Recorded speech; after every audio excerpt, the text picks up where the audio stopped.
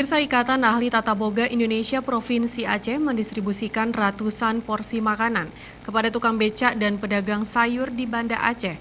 Aksi sosial ini adalah sebagai bentuk kepedulian Ika Boga kepada masyarakat kecil yang terkena dampak mewabahnya virus corona.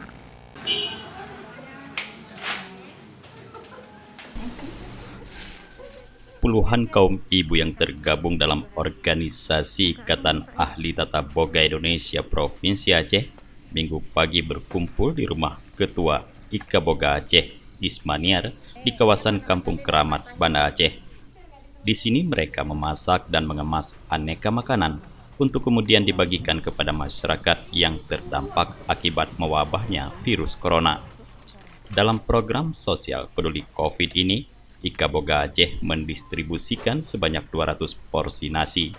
Makan siang gratis ini dibagikan kepada buruh bangunan, para abang becak, ojek online dan pedagang sayur yang berada di kawasan Penayung dan Pasar Sayur Stui. Ketua Ikatan Ahli Tata Boga Indonesia Provinsi Aceh, Ismaniar mengatakan, Ika Boga tergerak untuk memberikan bantuan kepada masyarakat yang berpenghasilannya menurun karena dampak dari wabah COVID-19. Ismaniar berharap melalui aksi peduli COVID ini, setidaknya bisa sedikit meringankan beban masyarakat. Aksi ini pertama sekali adalah usulan dari pengurus Ika Boga Aceh sehubungan dengan ingin ikut berpartisipasi untuk pencegahan COVID-19. Kita berupaya karena kita adalah orang tata boga, maka kita konsepnya adalah memberikan makan siang buat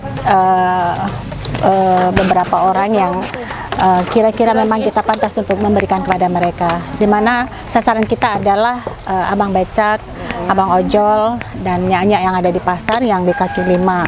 Itu adalah sasaran daripada kami Ika Boga yang bekerja sama dengan FKBN untuk membagikan makan siangnya.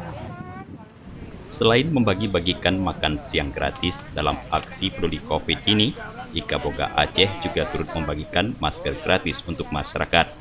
Selain menghimbau masyarakat untuk selalu menggunakan masker, Ketua Ika Boga Aceh Ismaniar juga meminta masyarakat untuk selalu menjaga pola hidup sehat dengan rutin mencuci tangan dan memakan makanan bergizi. Dari Banda Aceh, Tim Liputan Aceh TV melaporkan.